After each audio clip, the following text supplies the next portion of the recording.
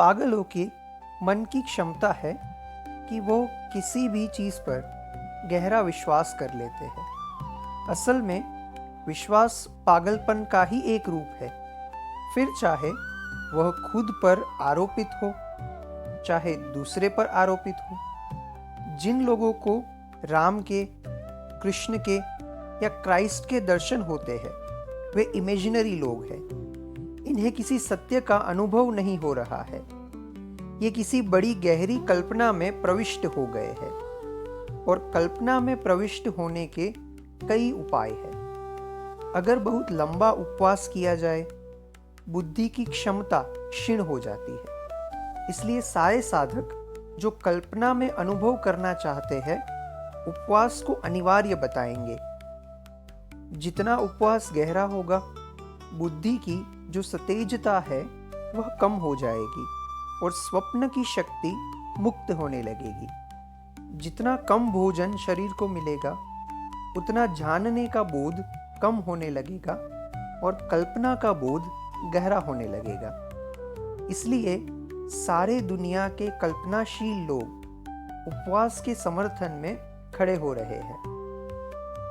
लंबा उपवास बुद्धि को क्षीण करता है और कल्पना को तीव्र कर देता है। जैसे आपने लंबी बीमारी में अनुभव किया हो, बहुत दिन भोजन न मिला हो, लंबे दिन बीमार रहे हो, तो आपको अनेक अनेक कल्पनाएं पकड़ने लगती है।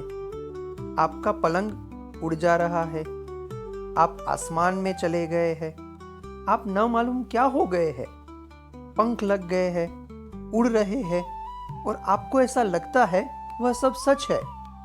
जैसे जैसे बुद्धि की क्षमता क्षीण हो वैसे वैसे कल्पना प्रगाढ़ हो जाती है और अगर इसी कल्पना को बार बार दोहराया जाए तो सम्मोहन पैदा हो जाता है। अगर एक आदमी सुबह से सांझ एक दोहराता रहे कि मैं बीमार हूं, मैं बिल्कुल बीमार हूं, मैं बिल्कुल बीमार हूं, वह 2-4 दिन में वह पाएगा कि गहरे रूप से बीमार हो गया है। अगर एक बीमार आदमी यह दोहराता रहे कि मैं मर जाऊंगा, फला दिन मर जाऊंगा, फला तारीख मर जाऊंगा, निश्चित फला तारीख मर जाऊंगा, आप जो भी दोहराते हैं आपका चित्त उसे स्वीकार करने के लिए राजी हो जाता है और अगर बहुत दोहराए तो चित्त राजी हो जाता है। जो लोग राम को पूजते हो, कृष्ण को या महावीर को या बुद्ध को और दोहराते हो उनके दर्शन हो जाए। उनकी मूर्ति के सामने बैठकर उनकी प्रतिमा को अपने मन में लेते हैं। धीरे धीरे उनकी कल्पना प्रगाढ़ हो जाती है और वह अनुभव करते हैं। वह अनुभव बिल्कुल ही सत्य होगा। वह अनुभव उनकी कल्पना का होगा। वह कोई सत्य का या परमात्मा का अनुभव नहीं है, क्योंकि परमात्मा का न कोई रूप और न परमात्मा की कोई मूर्ति है। वस्तुतः परमात्मा कोई व्यक्ति नहीं है कि आपको उसका साक्षात हो जाए।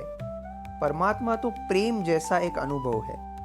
कोई मिलता नहीं है देखने को, लेकिन आपके जीवन की अनुभूति बदल जाती है।